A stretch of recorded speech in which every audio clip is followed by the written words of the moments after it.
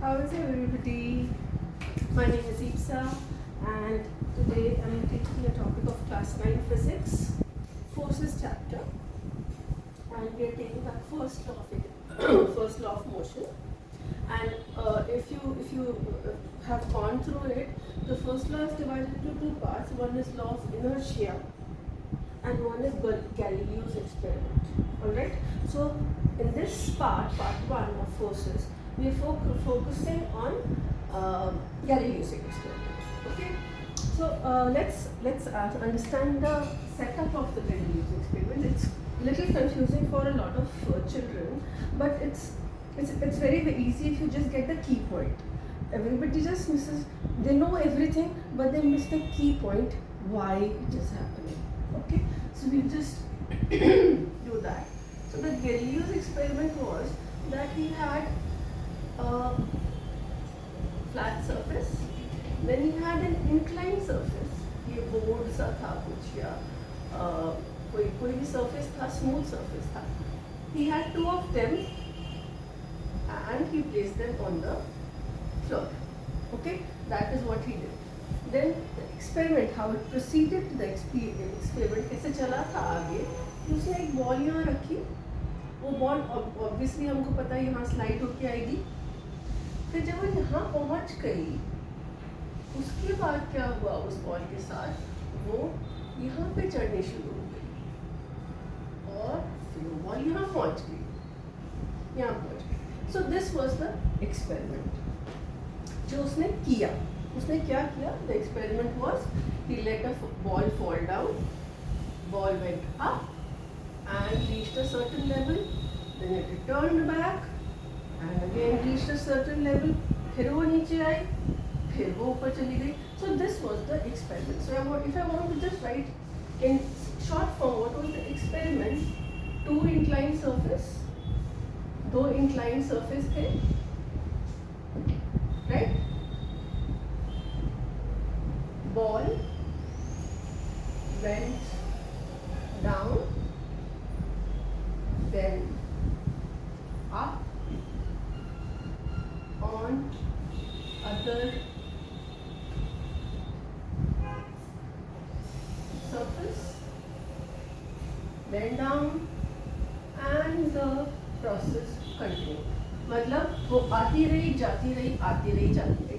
तो अगर हमें सिर्फ एक्सपेरिमेंट क्या किया था उसने वो एक्सप्लेन करना है तो ये हुआ. उसने बॉल नीचे डाली, ऊपर गई दूसरी तरफ, फिर नीचे आ गई, फिर इस तरफ गई, फिर नीचे आ गई, फिर उस तरफ गई. This was the experiment. Okay, now what was the observation of this experiment? हमेशा जब भी एक्सपेरिमेंट होता है उसमें कई पार्ट्स होते हैं. एक होता है क्या किया, एक होता है उसको क्या दिखा उस एक्सपेरिमेंट में, और एक होता है कंक्लूजन कि उसने उससे क्या समझा. तो उसने किया क्या, व्हाट वाज द एक्सपेरिमेंट, ये किया, बॉल ऊपर नीचे डाली. अब उसने देखा क्या, उसको जो स्पेसिफिक चीज़ उसने नोटिस करी वो क्या था कि अगर ये बॉल अगर ये हाइट है h है तो बॉल हाइट h तक ही जा रही है. जो ऊपर दूसरी साइड गई वो बॉल हाइट ये वाली हाइट h तक ही जा रही है, चाहे मतलब वो हाइट h तक ही पहुंचती है, उसके अलावा नहीं जाती. अगर उसने सपोज ऐसे किया कि एक तो ऐसे ही रखा और एक इसको बॉल लेटा दिया. अब सेकंड केस में उसने क्या किया, एक ये वाला बोर्ड तो ऐसे ही रखा, मगर इस वाली बोर्ड को उसने काफ़ी ज़्यादा लेटा दिया. जब उसने बोर्ड को बहुत ज़्यादा लेटा दिया, एक मिनट देखो, ये इससे ज़्यादा खड़ा हुआ है, ये इससे ज़्यादा खड़ा हुआ है. बॉल हुई की हुई नीचे आई, यहाँ पे पहुँच गई, फिर यहाँ से ऊपर जानी शुरू. अब उसने क्या देखा कि अगर ये हाइट h थी तो वो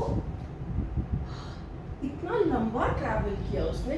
यहाँ तो ये डिस्टेंस और ये डिस्टेंस d है, अगर ये वाला डिस्टेंस d है और ये वाला डिस्टेंस भी d रहेगा अगर ये दोनों बराबर एंगल पर है, दोनों सरफेस पर. अगर ये सरफेस और ये सरफेस टेढ़े मेढ़े, एक ऐसा है और एक ऐसा है, तो ये वाला डिस्टेंस जो उसने ट्रैवल किया d2, वो लंबा ट्रैवल किया, ये तो d ट्रैवल किया, मगर ये वाला डिस्टेंस उसने लंबा ट्रैवल किया कब तक किया, जब तक उसकी हाइट h नहीं बन गई।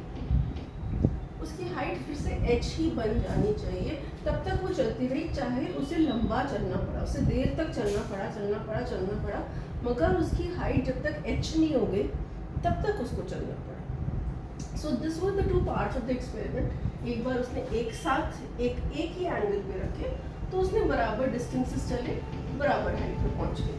फिर उसने कहा क्या किया, ये वाला स्लैब टेढ़ा कर दिया, थोड़ा सा और नीचे लेटा दिया, तो यहाँ पे डिस्टेंस जो बॉल चलती है वो ज़्यादा लंबी हो जाती है। अगर यहाँ 100 मीटर चल रही है, यहाँ शायद 200 मीटर चल रही होगी।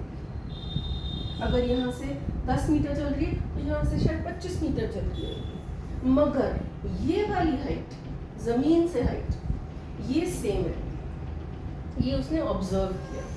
फिर उसने एक और थर्ड पार्ट किया एक्सपेरिमेंट का। उसने क्या किया, ये वाला तो वैसे ही रखा, ये वाला बोर्ड तो वैसे ही है, और इस वाले बोर्ड को बिल्कुल ही जमीन से पे लेटा दिया, इंक्लाइन किया ही नहीं, जमीन पे ही लेटा दिया पूरा ये बोर्ड। देखो ये वाला बोर्ड बिल्कुल ही जमीन, तो थोड़ा सा लेटाया था, अब इसको पूरा लेटा दिया। Then what happens is again he's doing the same thing. उसने बॉल नीचे डाली, he's throwing the ball down. Now what he saw, what his observation was, कि वो बॉल चलते ही जा रही है, रुक ही नहीं रही है. It continues forever. वो अगर फ्रिक्शन वगैरह हम ना माने, सिर्फ इसमें एक चीज़ होती है, फ्रिक्शन को नहीं होना चाहिए, बहुत स्मूथ सर्फेसेस बनाए थे. The surfaces were smooth. This is a very important word, smooth surface.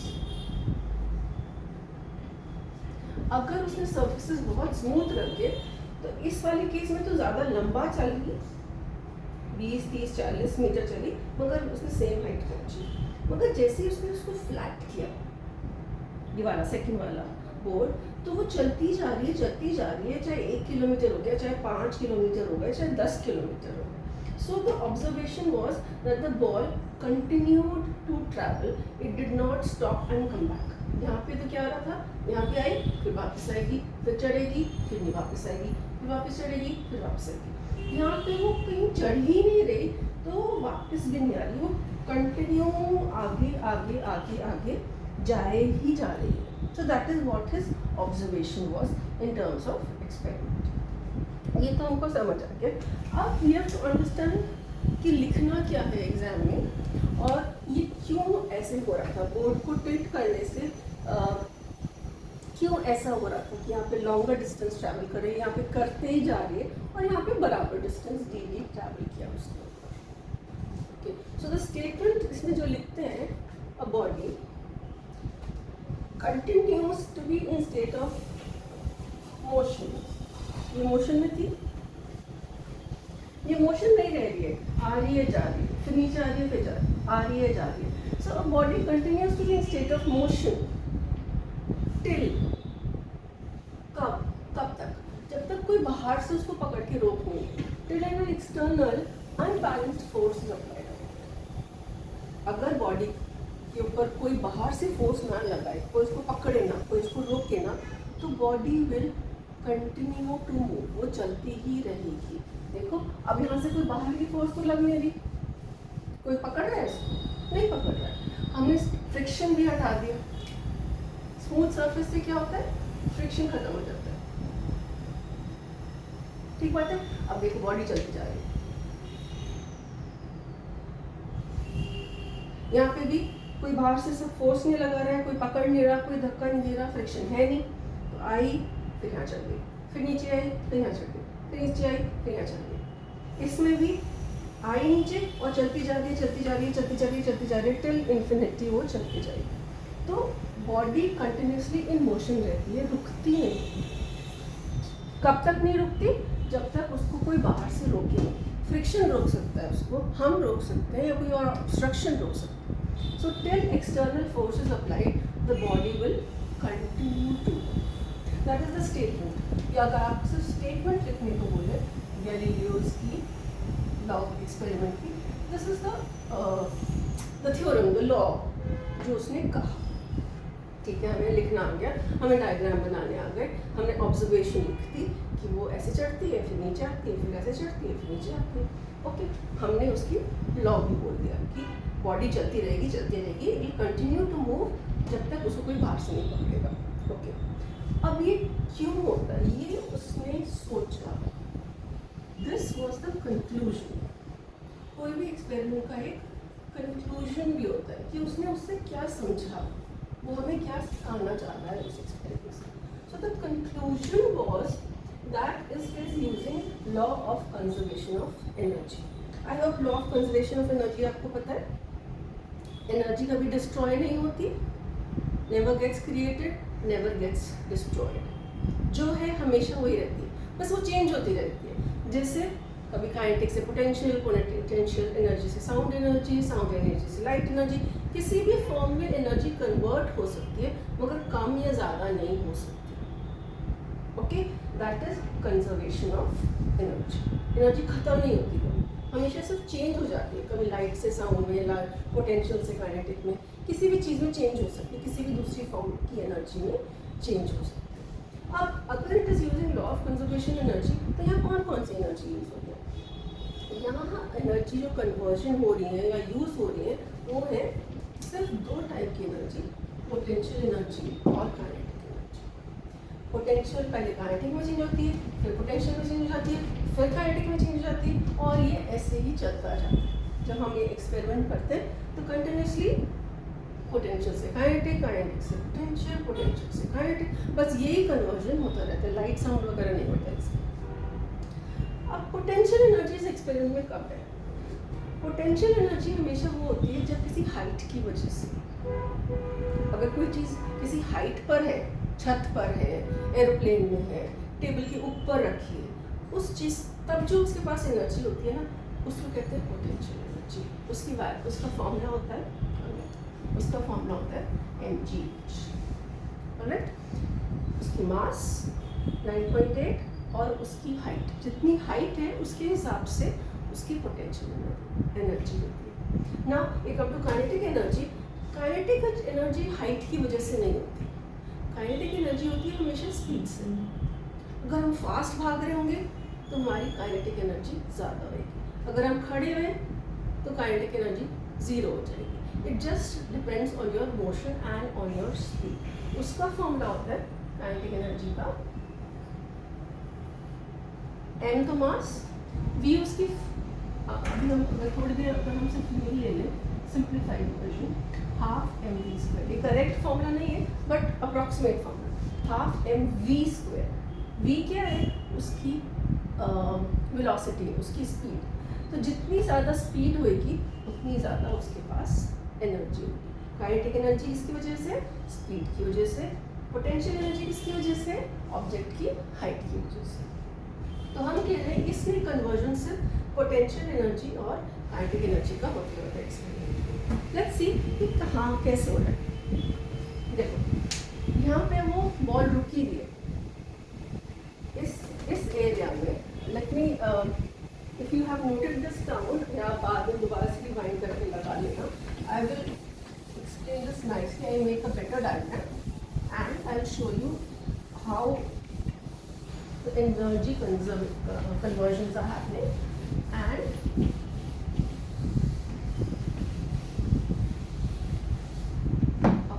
so we'll take the first experiment, the first part of the experiment. I'll make it bigger and nicer. ये पहला वो है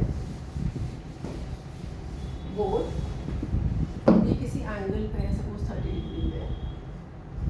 हमने एक और board रखा, वो भी हमने 30 डिग्री पर ही रखा है। First condition, both inclined at same angle, both surfaces same angle पे इंक्लाइंड। ठीक है, अब हमने क्या किया, यहाँ से बॉल छोड़ी। इस टाइम क्या वो मोशन में है? मोशन में नहीं है। मोशन में नहीं है तो पॉइंट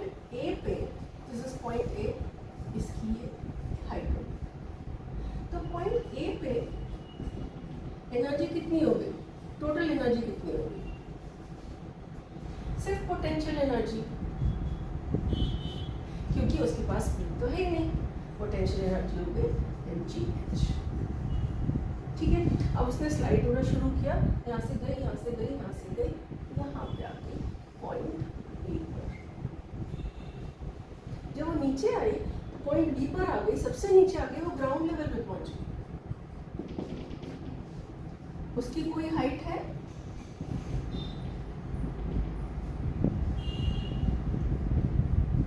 इस टाइम पे बी पॉइंट पे उसकी कोई हाइट है? नहीं। तो बी पॉइंट पे एनर्जी के नाम पर जो है पोटेंशियल एनर्जी तो जीरो हो गई, क्योंकि हाइट ही जीरो है। एक बात है, मगर काइनेटिक उसके बारे में जब वो नीचे आ रही है तो उसके पास कोई स्पीड आ जाएगी ना। जब वो नीचे चल रही है, फास्ट होती जा रही है, फास्ट हो जा रही है, उसके पास काइनेटिक एनर्जी आ जाती है, जो हो जाती है हाफ mv²। अब वो नीचे आके क्या काइनेटिक एनर्जी एकदम जीरो हो जाएगी, खत्म हो जाएगी, रुक जाएगी बॉल? नहीं, हमने कहा एनर्जी तो डिस्ट्रॉय हो ही नहीं सकती, एनर्जी डिस्ट्रॉय हो ही नहीं सकती। इसके पास हाफ mv² एनर्जी है, वो जीरो नहीं हो सकती, उसको चलना ही पड़ेगा। अब वो कहाँ जाए? यहाँ से आई है तो अब वो कहाँ जाए? वो यहाँ चली जाती है। तो वो क्या करती है, यहाँ पे क्लाइंब करना शुरू कर देती है। Now this is the main thing, the reclaim of the ball on the board, on the other board is starts due to energy, because the energy cannot be zero। यहाँ पे एनर्जी इसकी zero नहीं हो जाएगी, अभी तो है ना हाफ mv² एनर्जी है, वो अचानक जीरो नहीं हो सकती। It cannot be zero. The kinetic energy जो इस पॉइंट पे है वो ऊपर जाने लगती है, वो पोटेंशियल एनर्जी के फॉर्म में कन्वर्ट होने लगती है। अब देखो ये ऊपर जाएगी तो उसकी हाइट बढ़ती जाएगी, देखो बढ़ती जाएगी, एक हाइट पे पहुंच जाएगी। जब उसकी हाइट h हो जाएगी, सेम हाइट h हो जाएगी, तब तक वो ऊपर चलती जाएगी और सारी एनर्जी उसकी पोटेंशियल जो काइनेटिक थी वो पोटेंशियल में लग जाएगी। This is the most important explanation for the experiment, कि वो ऊपर क्यों चढ़ना शुरू करती है। वो सेपरेटली भी पूछ देते हैं, why does it start climbing the other board. So you have to write 3 things, law of conservation of energy, kinetic energy at point B starts getting converted into potential energy, and potential energy मतलब उसको height attain करनी पड़ेगी, वो board पे चढ़ना शुरू कर देगी। So the reclaim on the other board, reclaim मतलब वो फिर से चढ़ना शुरू कर देती है। क्यों? क्योंकि यहाँ पे उसके पास बहुत सारी एनर्जी है, काइनेटिक एनर्जी है, वो ज़ीरो नहीं हो सकती, उसको चेंज करना पड़ेगा, उसको चलना ही पड़ेगा। और चलते चलते क्या होता है, पोटेंशियल एनर्जी बनने लग जाती है। चलना तो पड़ेगा ही। अब वो जानबूझ के पोटेंशियल एनर्जी में चेंज नहीं कर रही है, पर क्योंकि चलते चलते उसकी हाइट बढ़ती जा रही है, वो अपने आप पोटेंशियल एनर्जी में चेंज होती जा रही है। And ultimately at this point again the energy becomes mgh। यहाँ पे एनर्जी कितनी थी, यहाँ पे भी mgh थी, और यहाँ पे कितनी थी, यहाँ पे थी हाफ mv²। ए पॉइंट पे एनर्जी थी mgh, बी पॉइंट पे एनर्जी थी हाफ mv², और सी पॉइंट पे एनर्जी फिर से हो जाती है mgh, क्योंकि वहाँ जाके उसकी स्पीड खत्म हो जाती है, रुक जाती है, फिर वो वापस आना शुरू कर देती है। तो यही चलता रहता है। यहाँ पे पोटेंशियल काइनेटिक, फिर पोटेंशियल बन जाती है, फिर नीचे आ जाती है काइनेटिक, फिर पोटेंशियल बन जाती है, फिर नीचे आ जाती है काइनेटिक। ऐसे ही एक्सपेरिमेंट चलता रहता है, क्योंकि एनर्जी खत्म नहीं हो रही। The main law used is law of conservation of energy. Energy is not getting destroyed, it is just converting from one form to another. So if you've understood this part, now let's directly come to, ये तो समझ आ गया, अच्छा ये high test पे पहुंच जाएगी क्योंकि उसको सारी की सारी एनर्जी बराबर फॉर्म में, अगर 100 जूल्स थी, यहाँ पे भी 100 जूल्स होनी पड़ेगी, यहाँ पे भी 100 जूल्स होनी पड़ेगी एनर्जी, क्योंकि वो कम ज़्यादा नहीं हो सकती, energy has to remain the same. So another thing that we need to understand, तो इसकी एनर्जी 100 जूल्स कब बनेगी इस पॉइंट पे, सी पॉइंट पे, when will it's energy become the same, it will become the same if initial and final potential energy same होनी चाहिए. Law of conservation of energy. When will be the same? They will be same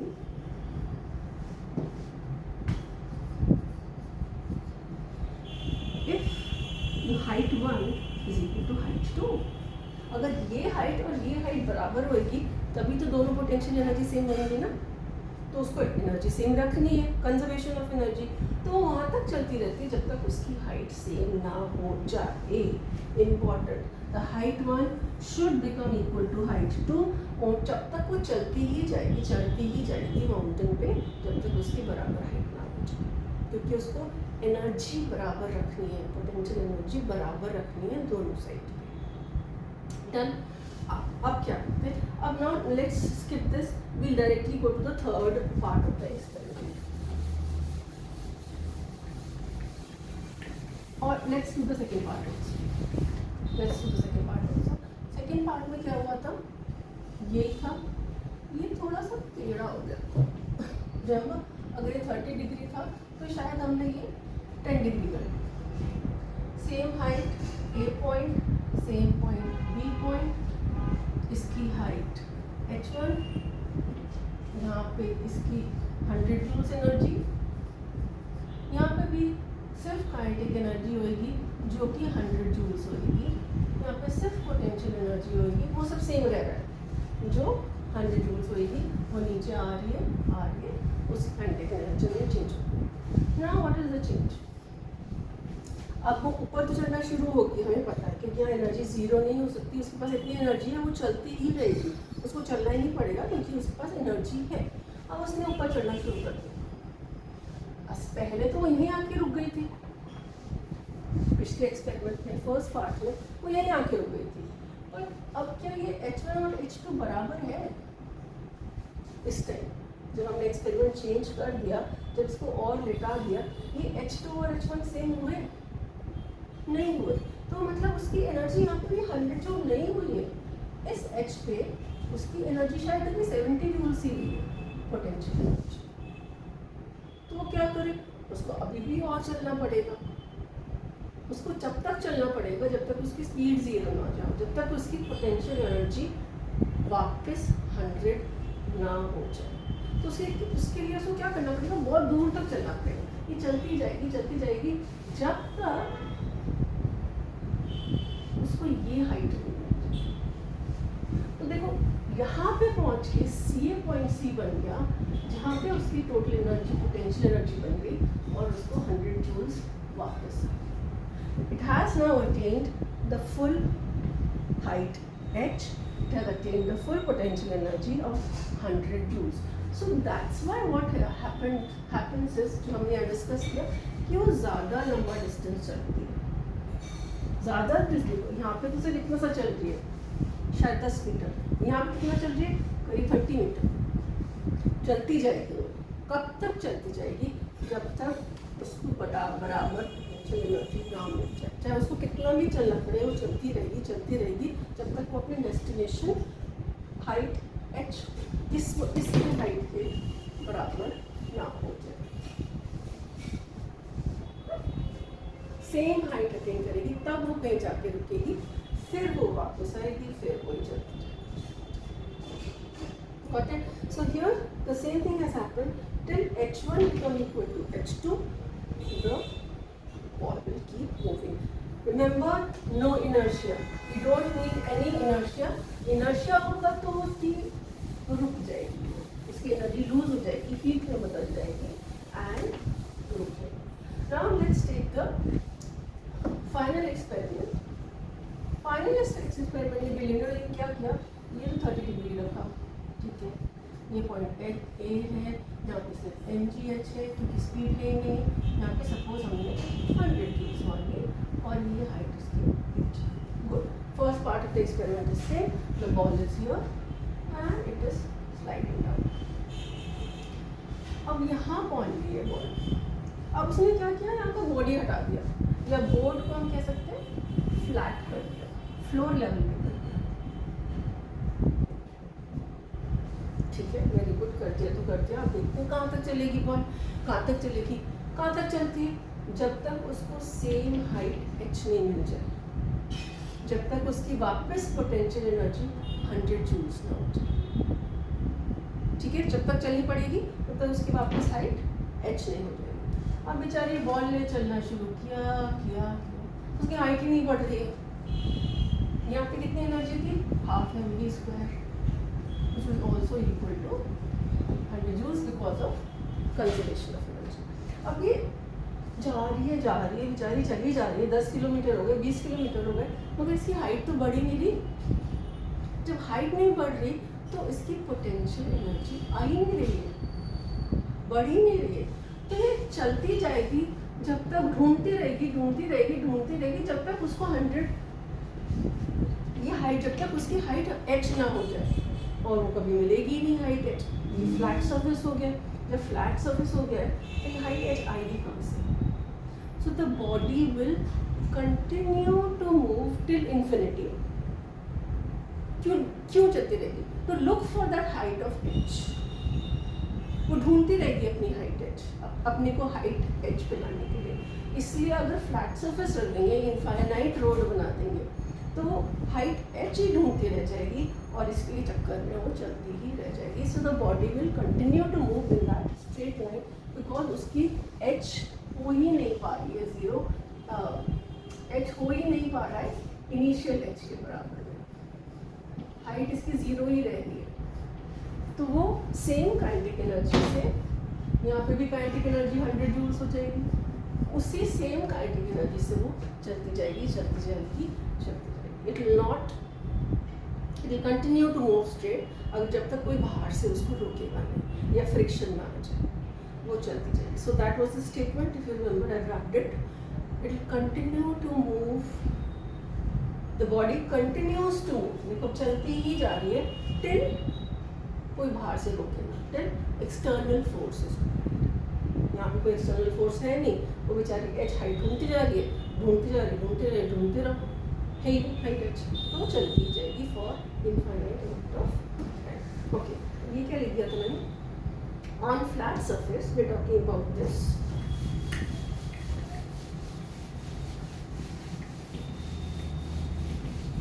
on flat surface वाले experiment में, third वाले experiment में क्या हुआ, या इस वाले एक्सपेरिमेंट में क्या हुआ, on the flat surface the motion continues, the ball continues to move.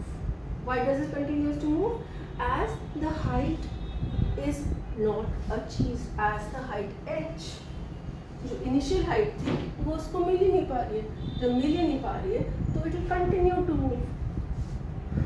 So body continues to move with the same kinetic energy. It is not able to get height h. Objective क्या था उसका? h height ढूंढ. So it is not able to get potential energy of mgh. जब उसको मिल ही नहीं रही, that means motion will continue forever. So this is what is Galileo's experiment. Crux of the matter है कि एनर्जी कंजर्वेशन रहती है, destroy नहीं हो सकती। जब वो फ्लैट सरफेस पे जा रही है और उसके पास कोई अपोजिंग फोर्स नहीं आ रही है तो वो उसी एनर्जी से चलती जाएगी, उसको एनर्जी कन्वर्जन नहीं मिल रहा है, वो सेम स्पीड से उस सरफेस पे चलती जाएगी। मगर अगर उसको एनर्जी कन्वर्जन मिल रहा है यहाँ पे तो वो एनर्जी कन्वर्ट कर लेगी, फिर दूसरे में कन्वर्ट कर लेगी, फिर तीसरे में कन्वर्ट कर लेगी। Here it will do to and fro, up down motion, but here it will continue to move in the same straight line. I know it's slightly long, but it's very simple. It's very simple. उसको height h attain करनी है जो हो नहीं रही, तो वो चलते रहेगी बस। उसको same potential energy attain करनी है जो वो attain नहीं कर पा रही है, तो चलते रहो। ठीक है? Thank you.